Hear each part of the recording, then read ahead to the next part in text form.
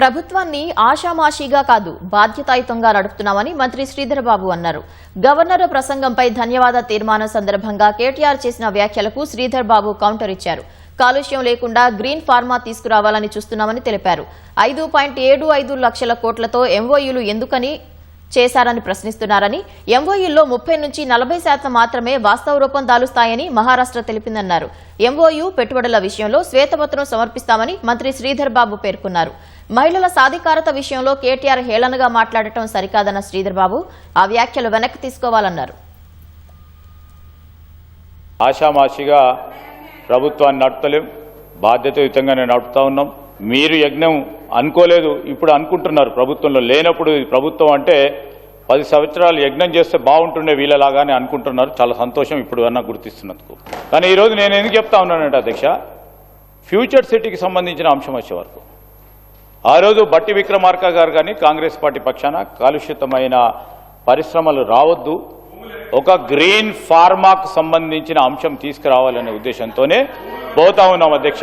ఈరోజు దానికి ఒక స్పెసిఫిక్గా అక్కడ గ్రీన్ ఫార్మా మేము చేపడుతున్నామని ఈరోజు కోర్టులో కూడా చెప్పడం జరిగింది అధ్యక్ష. వెనుకకు పోతున్నాం మేము, దేని విషయంలో కూడా బేషిజాలు లేవు. ఈరోజు కూడా స్పష్టంగా పోతున్నాం. మీరు ప్రజలను పక్కదారి పట్టించే ప్రయత్నం చేస్తూ ఉన్నారు, చేయండి.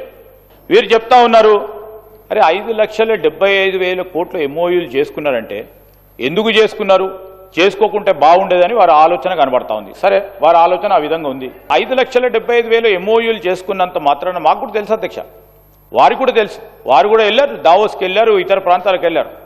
ఈరోజు మహారాష్ట్ర కానీ ఇతర రాష్ట్రాలకు సంబంధించి ఒక పోటీ ప్రపంచంలో మనం ఉన్నాం అధ్యక్ష.